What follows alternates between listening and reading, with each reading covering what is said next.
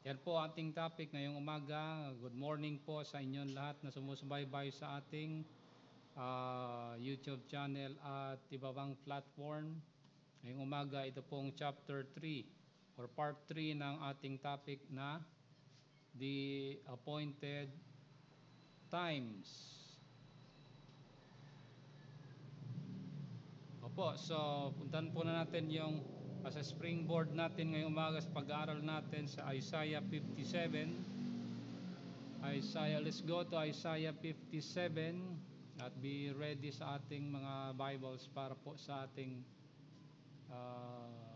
masinsinang pag-aaral ngayong umaga sa Isaiah chapter 57 as a springboard natin. Verse number 15. Verse 15 tayo. 15:15. Isaiah 57:15. Okay, basahin natin. Ito po ang topic natin. Springboard verse natin ngayong umaga, Isaiah 57:15, where the Bible says, sabay-sabay tayo. For thus saith the high and lofty one that inhabiteth eternity, whose name is holy, I will dwell in the high and holy place, with him also that is of a contrite and a humble spirit, to revive the spirit of the humble, and to revive the heart of the contrite ones. Okay. Pansinin po natin yung praise dito po na binabanggit, the one that inhabiteth eternity. Sino ba ito? The Lord. Sabi po diyan, for thus saith the high and the lofty one that inhabiteth eternity. Ang Panginoon po yan. So yan po ating springboard. Makita natin dito sa verse na ito, we can see that our God is outside of time domain. Obviously, He inhabits eternity. He is completely separate from His creation. Ano po? So yan po yung ating pinaka-springboard sa ating The Appointed Times part number 3. Sa part 1, we have studied ito pong Genesis chapter 1 about the appointed times as mentioned sa Genesis 1:14, the seasons, the stars, the suns, and the moon in the universe are for a season. Sabi po doon sa Genesis 1:14, pag sinabing seasons in Hebrew, that is hamoyadin, to be translated as the appointed time. So ang Panginoon is the one that inhabits eternity, and He appoints a specific time, ano po. And that way, we can say He created time. So He is outside of time, as according sa napag-aralan po natin sa Hebrews 1 verse number 2. If we can go to Hebrews chapter 1 verse number 2, we can see here that the Bible says, hath in these last days spoken unto us by His Son, whom He hath appointed heirs of all things, by whom also He made the world. So the Son of God, the Lord Jesus Christ, He is the one that appointed all things. Sabi po diyan, ano po, sa Hebrews 1:2. And by that, He also made the worlds. Yung worlds po diyan in plural form, in the Greek, it's not cosmos, but it is aionas. Aionas, that means time domain. So, He declares the end from the beginning, and He appointed the times and the events in their respective time domain. Nakita po natin yan, mga kapatid. Ano po? Okay, so lastly, ito pong mga nangyari in the Old Testament, sabi ni Apostle Paul, they are given, sabi niya dun sa 1 Corinthians chapter 10, they are given for our, ano sabi niya, verse number 11, ano po, verse 11, sabi ni Apostle Paul ay ganito, ano po, now all things happen unto them for examples, they are written for our admonition, and upon whom the ends of the world are come. Yung salitang examples po dyan in English, in the Greek, ano po, that is topos, or to be correctly translated, types. So, dapat dyan, now all these things happen unto them for types. Ano po? So, yung mga types na binabanggit po dyan, we will go through ngayong umaga sa part 3 po natin. If we can finish all of these types na binabanggit. That means na ang mga series of events that are appointed by the Lord ay they are just being repeated. Ano po? Over and over again. Ano po? So makita po natin yan ngayong umaga. Ano po? Ano ba itong mga repeated events na binasa po natin sa book of, halimbawa na lamang ito pong book of Leviticus. If we can go back to Leviticus, yung ating binasa kanina, chapter, ano ba yon? 23. Kung if you have noticed kanina dito sa Leviticus 23,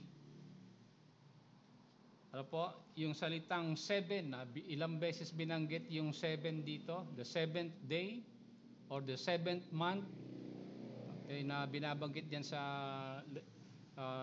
chapter 23 ng Leviticus.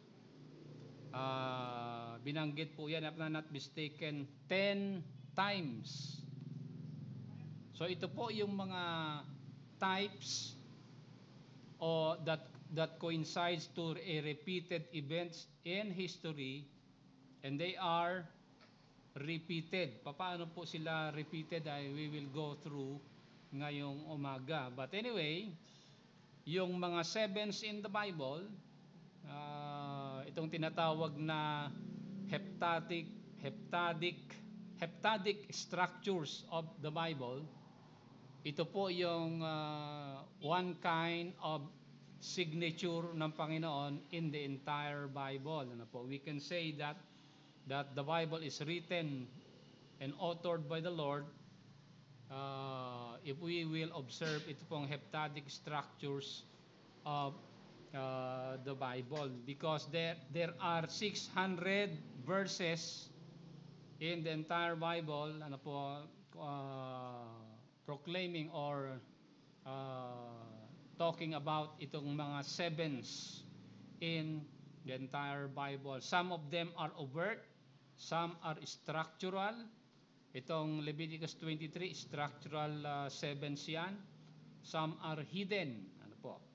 But ito pong heptadic structure of the Bible was discovered by Dr. Ivan Panin, born in Russia in December 12, 1855. He was exiled and migrated to Germany and went to the U.S., studied at Harvard University in 1882. He graduated, and as a scholar, he discovered and he met the Lord. And thereby, when he received the Lord Jesus Christ, he discovered ito pong heptadic structures underlying the Hebrew Bible in 1890. So he committed the rest of his 50 years of his life discovering 43,000 heptadic structures in the entire Bible. Namatay po siya noong October 30, 1942, mga kapatid. So, yan yung mapapansin natin dito sa Leviticus chapter 23. Kapatid, ano po? Okay, so prepare your ball pens and your papers and your Bibles that we go through ito pong mga series of events or mga types na sinasabi ni Apostle Paul. Itong pag-aralan po natin ngayon, we are going to study the types of that are repeated in history. Ano po? Ito po ay napag-aralan na po natin sa Daniel chapter 9, 24 to 27. At any rate, pagka maputol ito yung signal natin, you go to our YouTube channel to review itong complete study ng the appointed times natin, subject natin, part number 3. Okay, with that, i-add natin yung napag-aralan din natin nung part 2.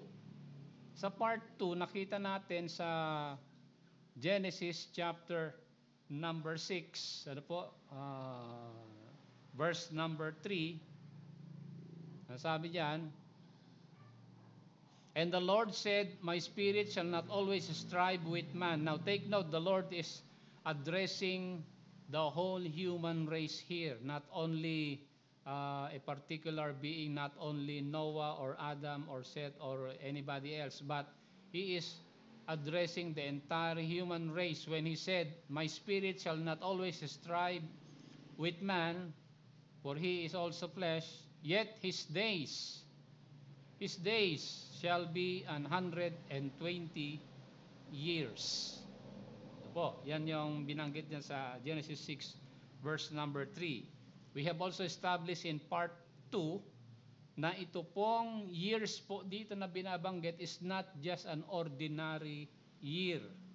Pag sinabing years, 120 years po, yung years po dito in Hebrew, that is Shana.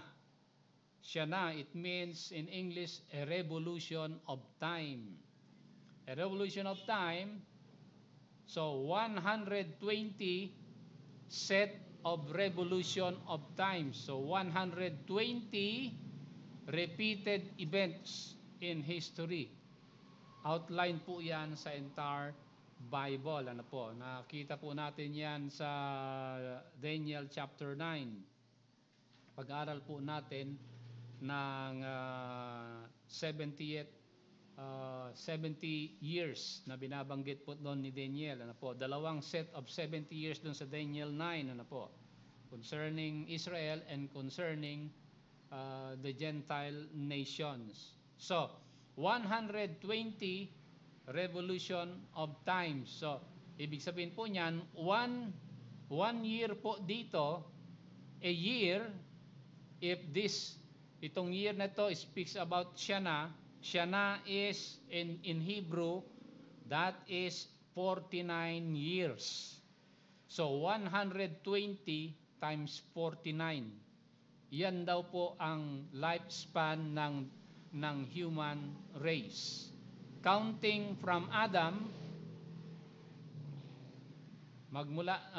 bibilangin natin magmula kay Adam, bilang tayo ng 120 times 49 years, yan daw ang end ng humanity sa mundo. Ano po? Okay, so kung meron kayong calculator, i-calculate that, malalaman nyo ano yung end of the world na binabanggit ng Panginoon po dito sa Genesis 6 verse number 3. So that is Shana or years, a revolution of time, 49 years. 1 year is 49 years. Yan sa Genesis 6 verse number 3, mga kapatid. Ano po? Okay, so pupuntahan natin, hindi natin pupuntahan ng buo ito dahil mahaba ito. Magmula kay Adam hanggang sa end of the world, ano po. Mahabang pag-aaral yan. But we will go we will dive into Leviticus 23 and study ito po ang binabanggit ni Apostle Paul na types, ano po, for our yung mga examples or mga types in the Old Testament na they are repeated over and over again. Ano po? Kaya sa prophecy, meron pong, if I'm not mistaken, there are three kinds of prophecy. Meron pong exclusive prophecy. That means minsan lang po yan na ang prophecy ay has only a single fulfillment. Pangalawa, meron pong prophecy na fulfilled over and over again, multiple fulfillment. Meron din naman prophecy, pangatlo, na partially fulfilled. But all of them are enclosed po dito sa repeated events na binabanggit ni Apostle Paul sa 1 Corinthians 10:11 na types of the end of the ages. Ano po? Okay, so we will go ito pong mga types na binabanggit po dito. Pansinin niyo po, ano po? Dahil ito yung mga structural signature, heptadic signature ng Panginoon in the entire Bible. Makikita natin na ito ay sinulat ng Panginoon ang Bible dahil hindi pwedeng gawin ito ng tao. Hindi pwedeng gawin ito ng ChatGPT. Hindi niya kaya ito, ano po, dahil halimbawa na lamang, ano po, give you one example, heptadic structure in the Bible ay ito pong sa Matthew chapter 1, itong first 11 verses sa Matthew chapter 1, yung genealogy ng Panginoon, ay there are 9 criteria na binanggit ni Matthew po doon in the Greek. Ano po? In the Greek language, there are 9 criterias to meet ito pong genealogy ng ating Panginoon to be precise and complete. Okay? Napag-aralan na po natin sa previous mga studies natin. You can just go to our YouTube channel and review it para malaman nyo ito pong heptadic structure sa Matthew 1 verse 1 to 11. Ano po? Okay, so pupuntahan natin itong mga types sa Bible reading natin sa Leviticus 23. Ano po? At makikita natin dito yung kahalagahan ng routine, ano po, na binabanggit ng Panginoon po dito. Dito natin malalaman, mga kapatid, ito ang lesson natin dito, overview lesson natin dito, ay we can see here in Leviticus 23, sa study natin sa Appointed Times Part 3, that God is in control of every situation. Ano po? Sabi nga niya sa Isaiah 46 verse 10, He declares the end from the beginning. Bago pa mangyari ang mga bagay, ay alam niya na kung ano ang mangyayari. Why? Because He is outside of time. Isaiah 57 verse number 15. Nabasa na natin kanina. He inhabits eternity. So itong perspective natin, through the lens of the Bible, we are studying itong mga events in the entire human race through the eyes of the Lord na binanggit po dito sa Isaiah 46 at saka Isaiah 57. Ano po? Now, possible yan na mangyayari dahil ang sabi niya sa Deuteronomy 29 verse number 29, anong sinasabi ng Panginoon doon sa Deuteronomy 29:29? Ito yung pamamaraan na pag-aaral natin. Just a quick review. Itong 29, anong sabi diyan sa 29? Okay, tingnan nyo ha. The secret things belongs unto the Lord our God. So may sa entire Bible, may mga secret events, ano po? May mga mysteries po diyan, ano po? May mga bagay na hindi natin dapat alamin dahil hindi natin kayang alamin. Ang sabi diyan, the secret things they belong unto the Lord our God. So that is a caveat or a warning or a lesson sa mga end time prophecies po natin, ano po, na we must know for a sure na itong mga bagay na pinapag-aralan natin, if they are secret things or revealed things. Kung yan ay secret things, they belong to the Lord. Wag na natin, ibig sabihin niyan, wag na natin panghimasukan na busisiin o pag-aralan o kutkutin ang mga bagay na yan dahil magkakamali tayo, hindi natin kaya. Okay? Sa Panginoon na yan, ano po? Ano ba yung mga secret things? Malalaman natin sa susunod na chapters po, no, na pag-aaral po natin. But, sabi diyan, Moses said, but those things that are revealed, those things that are, but those revealed belongs unto us and to our children forever. Sabi diyan, ano po? That we may do all the words of this law. So, ibig sabihin diyan ni Moses, ano po? Yung mga revealed things diyan, they are outlined sa batas ni Moses in the Old Testament, ano po? In the Tanakh, in the Torah, in the Nevi'im, and in the Ketubim, ano po?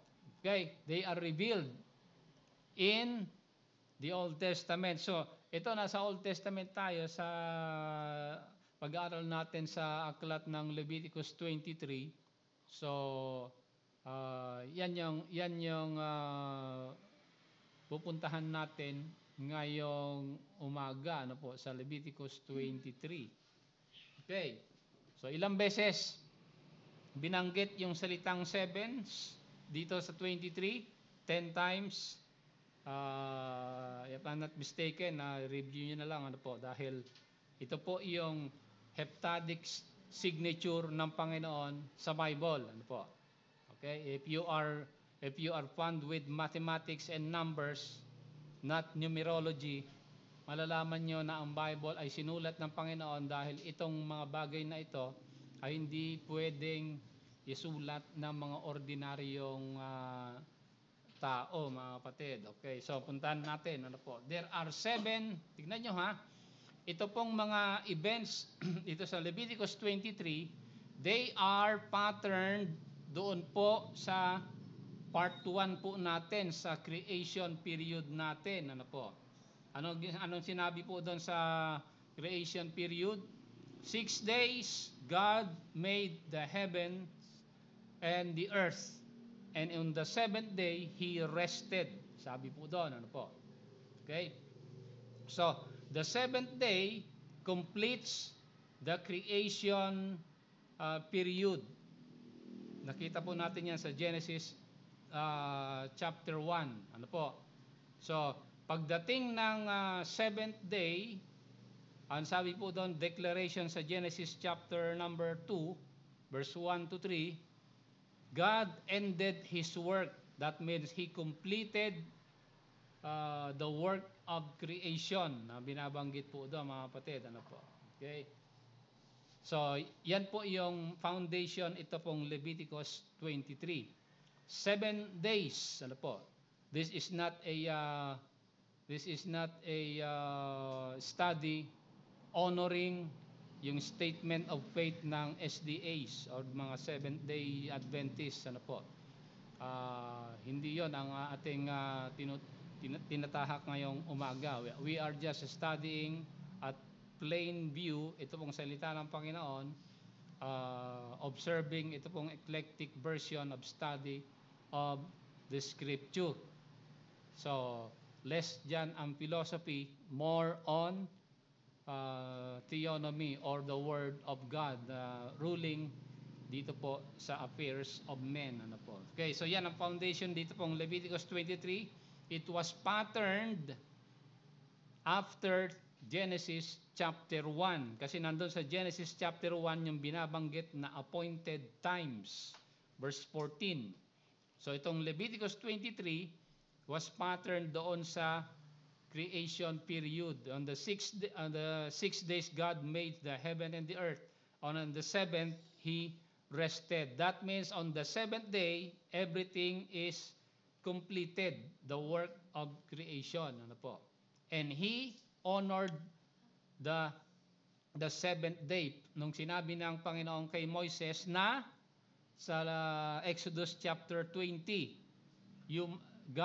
God hallowed the seventh day because in 6 days He created, and on the seventh day He rested. That means a complete creation after 6 days, and then He rested on the seventh day, emphasizing the importance of the sabbatical principle na binabanggit po dito. Ano po? Okay, so tingnan nga natin. Ang Sabbath kasi, normally ang Sabbath ay ito as a start. Ang Sabbath kasi binabanggit nila ay on the seventh day, di ba? The seventh day is the Sabbath, di ba? Dito sa Leviticus 23. Pero may verse dito, hindi ko lang malaman kung anong verse 'yon. But dito sa later verses, may verse po dito na nagsasabi na ang Sabbath is not only the seventh day. Ito verse, ano to? Anong verse ito? 39. Tingnan niyo sa verse 39 ha. Ang Sabbath day ng Panginoon is not just the seventh day. Sabi diyan ha. Also in the 15th day of the seventh month, when ye have gathered the fruits of the land, ye shall keep a feast unto the Lord 7 days. And on the first day, tingnan nyo ha, on the first day shall be a Sabbath. So first day sa view ng Panginoon is a Sabbath. And on the 8th day is also a Sabbath. Sabi diyan. So alam na natin na there are 7 days in a week. Okay? So ang sabi niya ng Panginoon, yung first day is a Sabbath, and on the 8th day is also a Sabbath. Now that is one and the same. Ano po? Kasi yung 8th day balik sa first day. Kasi 7 days lang ang week natin, di ba? But take note, kasi itong time ng Panginoon na binigay sa mga tao, this is a running time. A running time, kaya binanggit diyan, the 8th day, running time yan, ano po. But the 8th day here, if you are to be divide natin yung mga araw po dito, is the first day, itong 8th day is the first day of the second week. Di ba? So, ang Sabbath dito is the first day and the 8th day. But in creation period, ang Sabbath is the 7th day. Huwag tayo malito doon dahil ang ibig lang sabihin diyan ng Panginoon, ganito, ano po. Ang unang araw ay dapat sa Panginoon.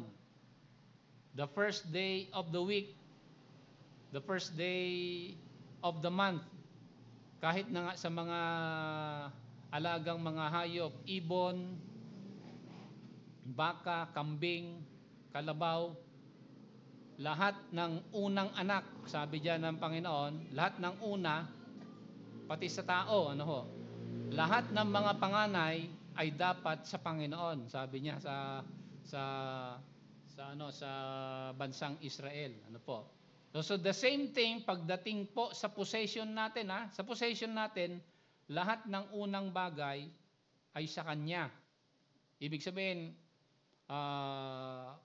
unang sweldo mo sa Panginoon yan. Okay? Unang pera na kinita mo, ibibigay mo yan dapat sa Panginoon bilang pagsamba sa Kanya. Sabi niya, ano ho. So sa mga ari-arian natin, pag nanganak yung manok mo, yung unang anak niya, ibigay mo sa Panginoon. Sabi diyan, ano po? Yan ang principle diyan. lahat ng mga unang bagay ay sa Panginoon. Okay? Yan ang principle po dyan. Kaya nga, balikan natin yung first week of creation. Ano ang ginawa ng Panginoon na una sa first day? Kung malalaman niyo anong unang ginawa ng Panginoon sa first day? Ha? Anong unang ginawa ng Panginoon sa first day?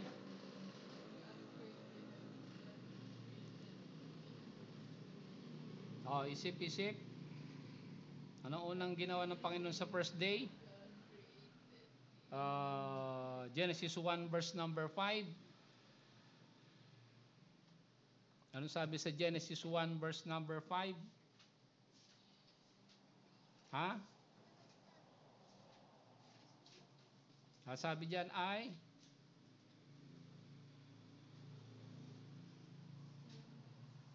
dali at nagluluko itong aking yan, he created the light. 'Di ba? He created the light. A declaration na siya ang sabi niya, 'di ba, sa book of John, 'di ba, chapter 8 yata 'yon, I am the light of the world. Ano po? But scientifically, itong first day, he created electromagnetism. Sabi ng mga scientists, nung nagkaroon ng Big Bang, yung byproduct or ripples of creation ng Big Bang after billions and billions of years, ang tawag nila dyan ay yung tawag nila dyan, limutan ang tawag dyan sa sa science, ano yung ripples of creation,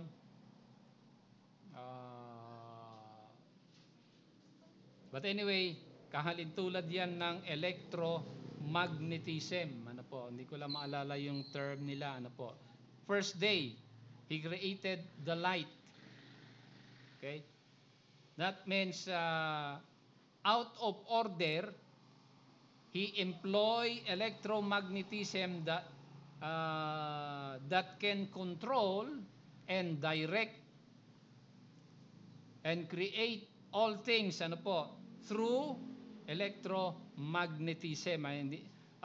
Scientific study yan na hindi na natin pupuntahan dahil mahabang pag-aaral yan. Pero on the first day, he created the light. Sabi diyan sa Genesis 1 verse number 5. Ano po? So dito po, ganun din po dito po sa Leviticus 23. Mga kapatid, ano po? Sa Leviticus 23, itinuturo sa atin dito na ang unang mga bagay na tinatangkilik natin at yung unang parte ng ating panahon should be employed as a Sabbath. Pag sinabing a Sabbath, a way to commemorate or to honor the Creator. Yan po ang lesson po diyan, mga kapatid. Ano po?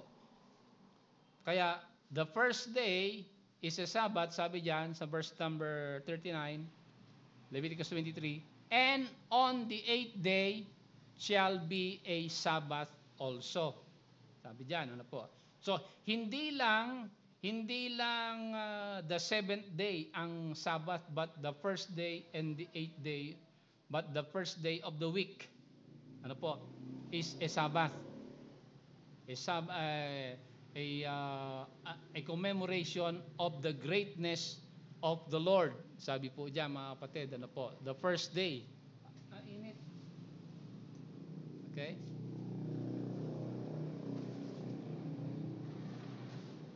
The first day, yan yung ating pinapag-aralan po, ano po. Okay? So, itong Leviticus 23 is patterned after doon sa Genesis chapter number 1. Ano po? So, sunod po kayo, ha? Yan ang unang mapapansin po natin dito po sa Leviticus 23. Now, overview natin itong Leviticus 23 para hindi tayo mawawala sa pag-aaral natin. Look at verse number 3. Ano sabi niya sa verse number 3? Tingnan niyo po take note ang usapan po dito sa Leviticus 23 ay taon.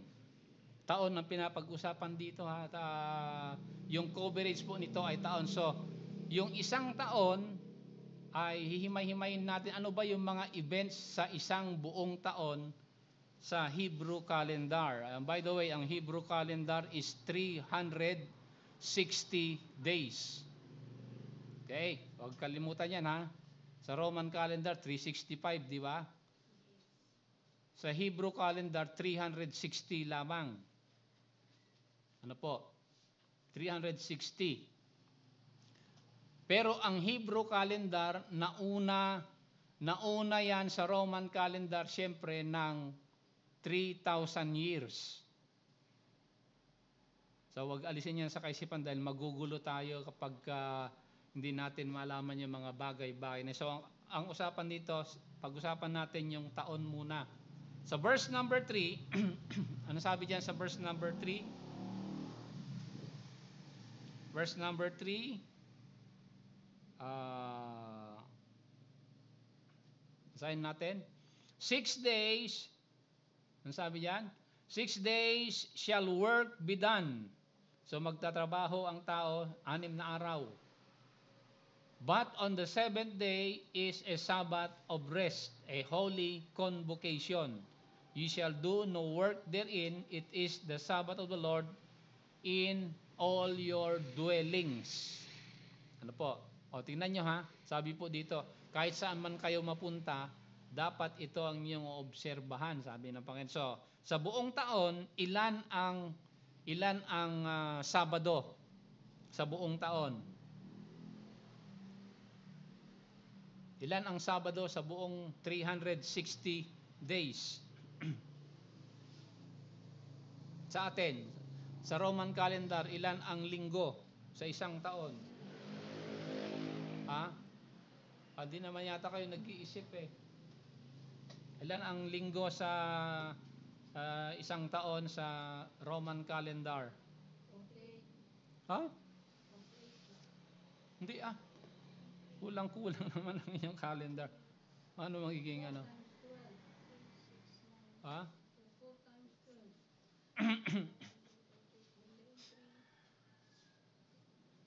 double check mo, multiply mo.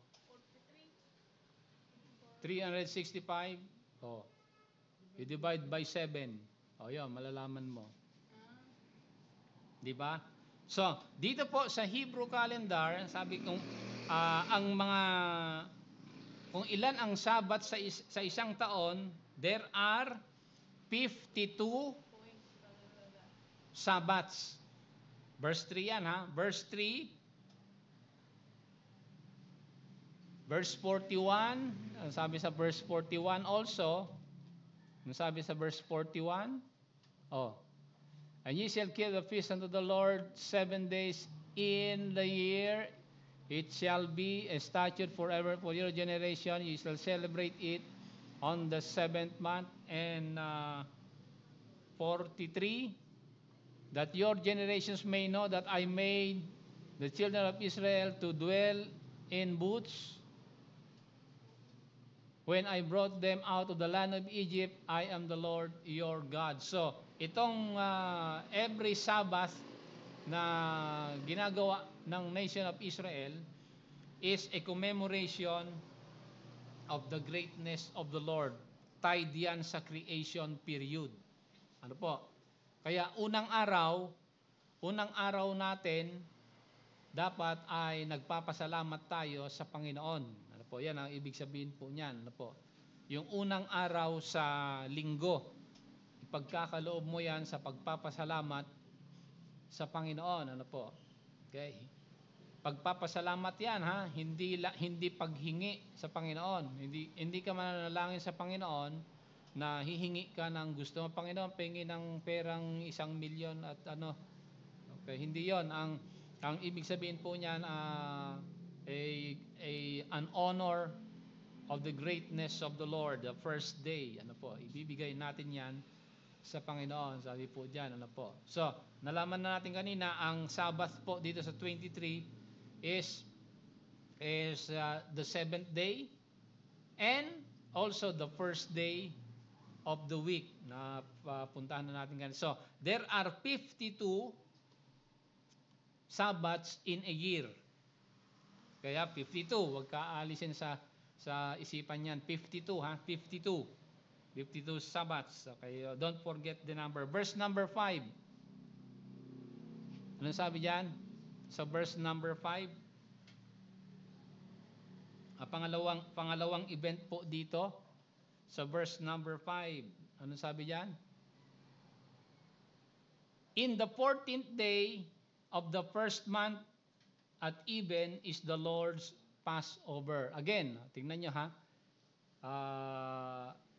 The first day is the Lord's. The first month is the Lord's. Lahat ng first sa buhay natin ay dapat sa Panginoon. Ano po? Lahat ng unang panahon natin, unang pag-aari po natin, unang pera mo na kinita mo, lahat ng una dumating sa iyo, ipagkakaloob mo yan sa Panginoon. Sabi po diyan, ano po? Your first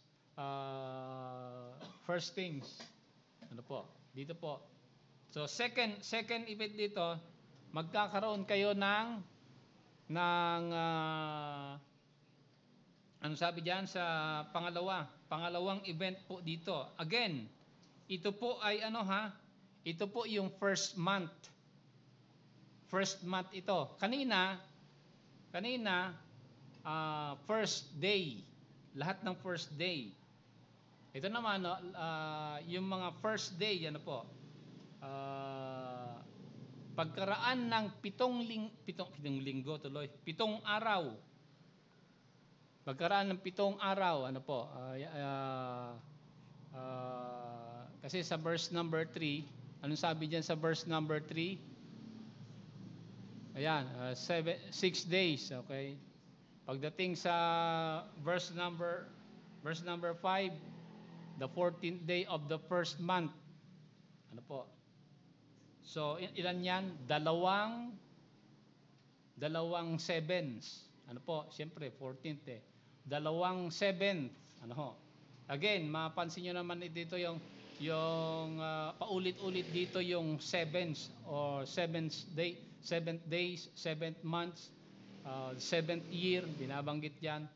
Lahat po yan ng ikapito o unang araw sa panahon natin, yan ay pag-aalay, pagpapasalamat sa Panginoon. Sabi po diyan sa verse number hanggang verse number 6. And on the 15th day, the same month, is the feast of the unleavened bread unto the Lord.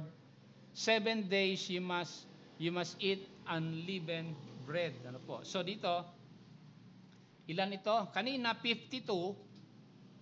Ngayon, pangalawa sa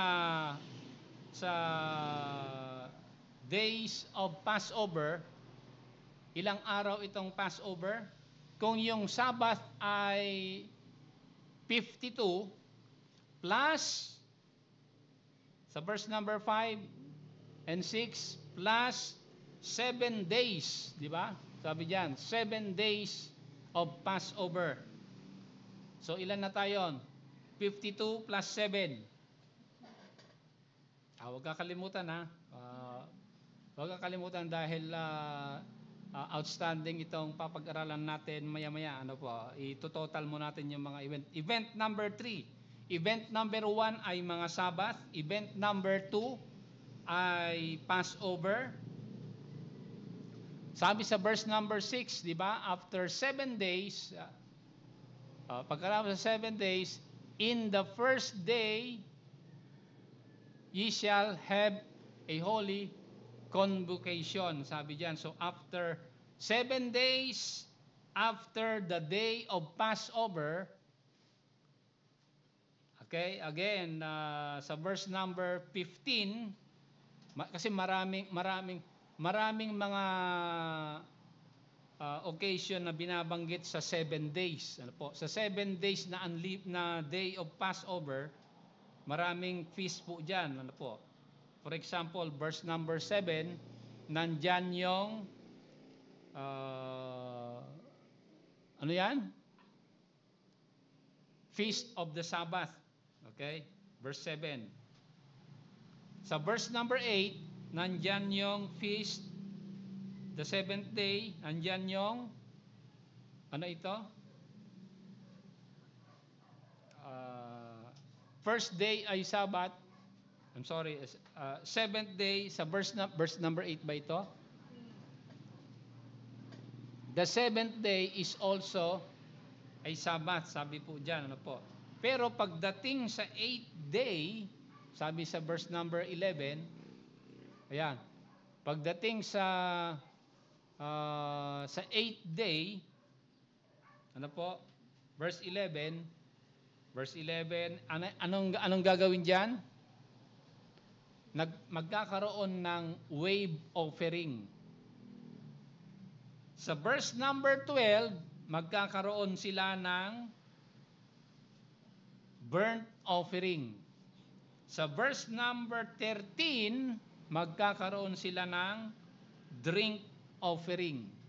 Ayan, yan yung mga event under the 7 days of Passover. Okay? So 52 Sabbath plus 7 days of Passover is equal to ilan na ang days? 59. Okay? Pangatlong event sa verse number 15, sa verse number 15? Ye shall count on you from tomorrow after the Sabbath, from the day that ye brought the sheaf of the wave offering, 7 Sabbaths shall be completed. Ano ibig sabihin yan? Magkakaroon sila ng 7 weeks. After 7 weeks, 7 weeks after the day of Passover is the Feast of Weeks na binabanggit. Ano po? Yun yung pangatlong event. So 52 plus 7 plus 1, Feast of Weeks. Okay. Pagkatapos ng 50 days, pagkatapos ng 50 days, sa verse 24, itong event na ito ay, anong sabi? In the 7th month. 7th month na tayo, di ba? 2 buwan lang po ito, ano po, na mga piyesta. Yung first month, nandyan ang days of Passover, at saka Feast of Weeks. Okay. After 50 days, the 7th month na tayo, sabi diyan. In the 7th month, in the first day of the month, ye shall have a Sabbath, a memorial blowing of trumpets. So ito pong pang-apat na event is the Feast of Trumpets. Ang gagawin sa Feast of Trumpets, iaalay nila yung first fruit offering nila, verse 17 na mababasa natin. Iaalay nila yung sweet offering nila at saka yung peace offering po nila.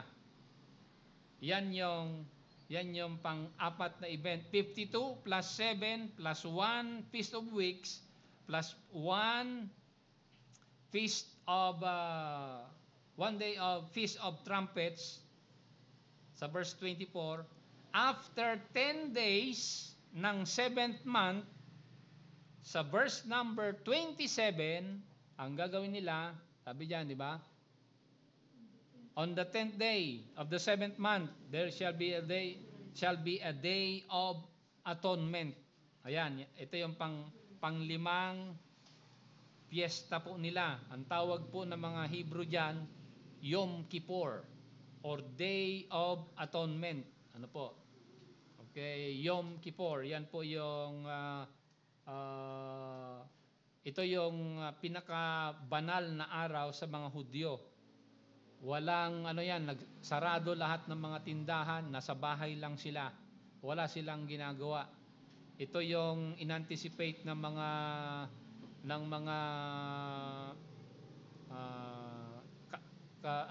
kapitbahay nilang mga Muslim noong 1967. Sinimulan dahil nasa bahay lahat ang mga Hudyo, nagsimula yung tinatawag na Six-Day War nila against Egypt, against Israel, Jordan against Israel, and hindi sumama yata itong Syria against the nation of Israel. So yan, Yom Kippur po nila, mga kapatid, the seventh day. After 10 days after the Feast of Trumpets is the Feast of the Day of Atonement or the Yom Kippur na binabanggit po nila na po. Yan yung panglimang event. Pang-anim na event, 5 days after the Day of Atonement, sa verse 34, tignan nyo verse 34, you speak to the children of Israel saying, the 15th day of this 7th month, ayan, the 15th day of the 7th month, dahil galing tayo sa verse 24, you count 15 days from verse 24, anong gagawin nila? Shall be the Feast of Tabernacles. Ito yung days of Sukkot. Yung Yom Sukkot na tinatawag po nila. Ito yung inanticipate naman ng mga Hamas, no, October 7th, yung Nova Festival po nila,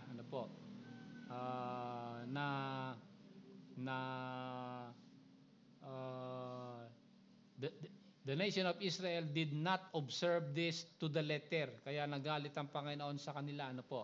Dapat itong piyesta na ito para sa mga Hudyo lamang. Pero ang ginawa ng Israel noong October 7, nag-imbita sila ng mga iba't ibang lahi sumama sa kanila to celebrate the days of Sukkot. Mali po yan sa Panginoon, hindi dapat yan. Hindi kasama ang mga Gentiles sa feast dapat na gagawin ng Israel. And so, ayun, pinalo sila ng Panginoon nung umatake ang mga Hamas, October 7. So 15 days after the Feast of Trumpets, 5 days before the Day of Atonement, itong Days of Sukkot, ang gagawin po dapat po nila dito ay mag-pilgrimage po sila, magse-celebrate sila sa Panginoon, After yan ay 7 days po yan, 7 days of celebration.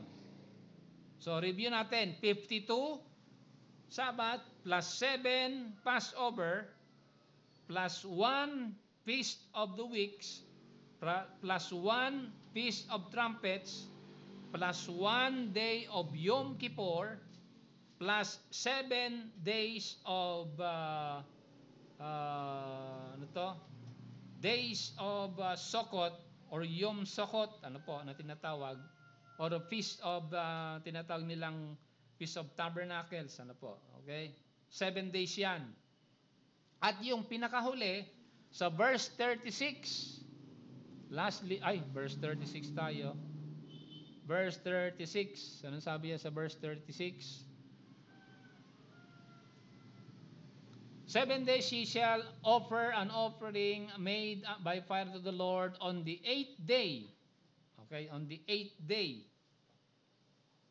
7 days of yung 7 days ng Day of Tabernacles from verse 34. Okay? After dahil isang linggo yan, 7 araw, sa ikawalong araw, sabi diyan sa verse 36, on the 8th day shall be a holy convocation unto you. Ye shall offer an offering made by fire unto the Lord. It is a solemn assembly. Ye shall, ano yan? Do no servile work therein.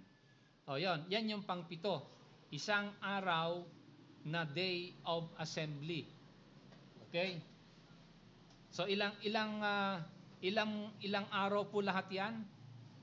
Kita nyo ha? 52 Sabbath plus 7 days of Passover plus 1 Feast of Weeks plus 1 Feast of Trumpets plus 1 day of ano yan? Yom Kippur or Day of Atonement plus 7 days of Feast of the Tabernacles plus 1 day of assembly sa verse 36 is equal to ilang araw lahat yan?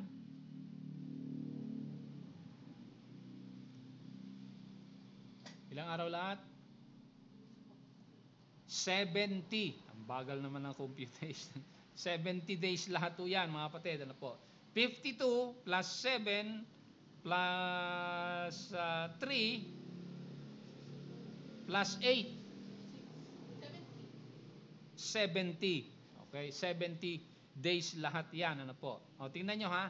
This completes the 70 days na binabanggit. Ano po? Kaya ang binabanggit dyan sa verse number 36, on the 8th day, that is the 7th, ano yan?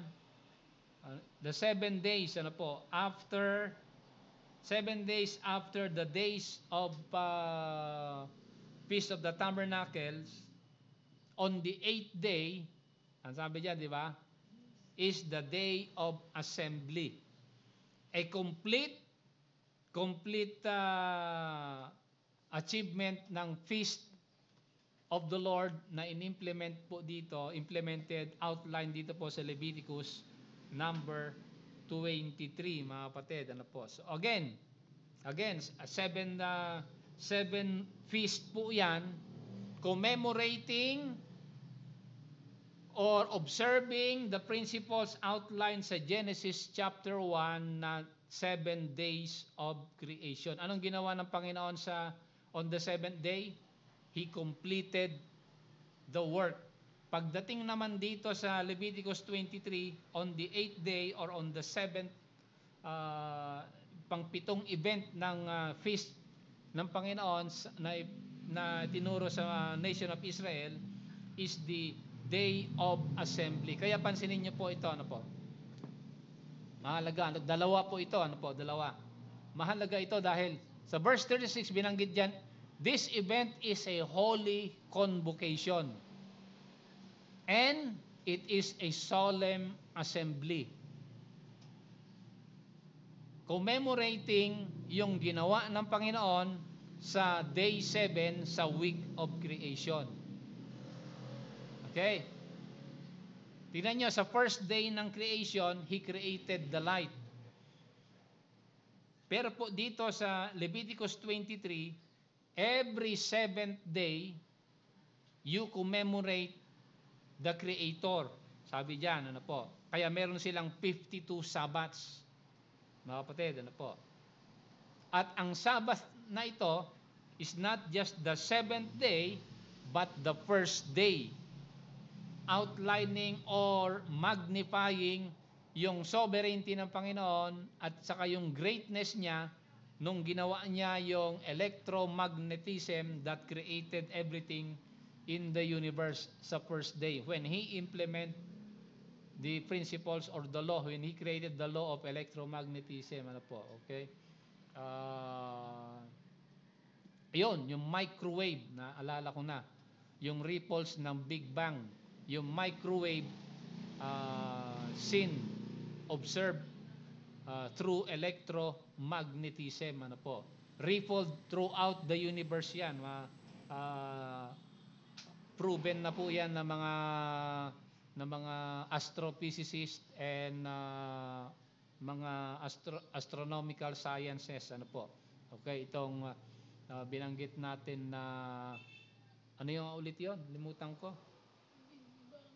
Hindi. Yung ripples niya. Hindi. Yung mga microwaves, ano po. Okay? Observable po yan, ano po, in the universe. So again, ito po, This completes the 70 uh, uh, days na binabanggit po dito, ano po, sa 7 kinds of feast na in-implement ng Panginoon sa nation of Israel. Yan po yung overview ng Leviticus 23. Hindi pa natin napag-aralan yung mga particulars po niyan. Pero outstanding po dito. Una, yung 52, yung mga Sabbaths po, at saka yung Sabbath, at especially itong 7 days na Passover, gagawin nila ito the first month. Okay, ano ang first month ng Hebrew calendar? Dalawa kasi ang kalendaryo ng Hebrew. Okay? Yung religious calendar nila starts at the month of Abib. Okay, na binabanggit ng Panginoon sa Exodus nung umalis sila sa Egypt. This will be, sabi ng Panginoon kay Moses, this will be the beginning of the year for you, sabi ng Panginoon kay Moses. So, yun yung New Year nila. The month of Abib, na counterpart niyan ay sa Roman calendar ay April. Okay? April. Ang New Year sa Israel is April. Dahil pinasok ng Roman government ang Roman calendar, ginawa ng Roman calendar na January. Bakit? Kasi ang Roman Empire, they are extremely anti-Israel. Kaya binago nila yung calendar ng mundo. Kaya nagugulo ang sistema ng computation natin dahil binago nila. Halimbawa na lang yung kapanahunan ng French Revolution. Ang ginawa ng mga Pranses noon, ang isang linggo sa kanila, ginawa nilang 10 araw. During the French Revolution, ang 1 week is 10 days. Nung ginawa ng French government yan, ayun, ang bilis mamatay ang mga tao. Bakit? Ay, 1 linggo ba naman, 10 araw. So, 9 na araw kang magtatrabaho, papahinga ka lang 1 araw. Ay, mali yan. Okay? Akala nila supermen sila. They are going against the pattern and the plan of God na dapat 6 days lang. 7th day, papahinga ka. And every first day must be the Lord. Sabi dito pa sa Leviticus 23. So, ang first day ay sa Panginoon, the 7th day ay sa Panginoon din, kaya dapat ang pagtatrabaho ng mga tao ay 5 araw lamang. Yung 2 araw, yung unang araw, saka yung huling araw sa linggo, ibibigay mo yan sa Panginoon dapat. Okay? So, yan po ay inalter ng Roman Empire when they implemented their Gregorian calendar. Kaya ginawa nila ang New Year natin ngayon is January. Pero actually, sa kalendaryo ng Panginoon, ang New Year is April ang simula. Kaya tingnan nyo, dahil anti-Semitic sila, tingnan nyo, nagpakalat sila ng tinatawag na piyesta na April 1 is April Fool's Day. Sabi nila, di ba, sa Amerika, April Fool's Day, April 1. That means sinasabi ng buong mundo, mga baliw ang mga Hudyo dahil ang bagong taon nila is April 1. O, para mo nang ginagawa yan sa Panginoon dahil ang Panginoon may design yan eh.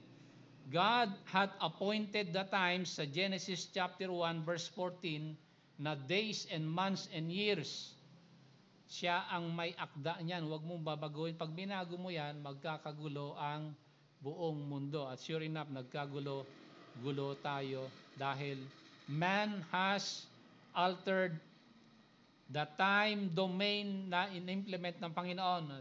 Man is going against the time principles ng Panginoon, kaya nagkakagulo po tayo mga kapatid. Ano po? So, with that, ito pong feast, 7 days ng Feast of the Passover, first month yan. Ano po? At itong Feast of Weeks. Okay? Pero itong mga huling fiesta, like Feast of Trumpets, Day of Atonement, Feast of Tabernacle, and Day of Assembly, lahat ho yan nasa 7th month. Okay? Particularly itong verse number 36, the 8th day or the 7th, yung pangpitong Feast of the Nation of Israel, it should be sabi niya dyan, sa verse 36 ba ito? Hindi, 37 pala yun. 36, ito. A holy convocation, a solemn assembly. Okay, so, yan po yung overview ng Leviticus 23. So, complete na po yan, mga kapatid. Makita natin yan yung 70 days implemented sa Leviticus 23 na basehan naman po ito ni Daniel sa Daniel 9:27, ano po, ng 70 weeks of years. Binabanggit po doon. At malalaman natin kailan yung end of humanity po dito, dahil pagdating sa 7 days of creation natin, 7 days ng Feast of the Tabernacle, Feast of the Tabernacle, Feast of the Nation of Israel, is wala nang feast ang susunod po dito, mga kapatid, ano po. Okay, so yan yung lesson natin ngayong umaga. Hindi natin pupuntahan lahat dahil mahaba pa ito. Maybe next Sunday pupuntahan natin yung exact computation po nito. Dito nakita po natin sa Leviticus 23 yung importance ng heptadic structure ng salita ng Panginoon. Ano po? Ito yung mga types that are written for our example, sabi ni Apostle Paul. Ano po? Ito yung mga types na magtuturo sa atin how do we discern the signs of the times na binabanggit ng Panginoon sa book of Matthew. Sabi ng Panginoon sa mga Pariseo, you can discern the face of the sky, but you cannot discern the face of the times.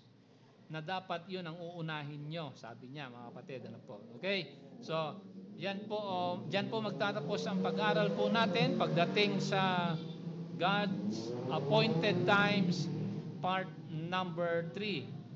Next Sunday, babalikan natin itong mga particulars po ng Leviticus 23 para malaman natin yung beauty at saka yung sweetness ng program ng Panginoon throughout the whole 120 shana of man's existence. So sa pagtatapos natin, yan na po ang ating hangganan ng ating lesson. Next Sunday, kikita-kita tayo ulit, the Lord willing, and may God continually bless you. Okay, closing prayer na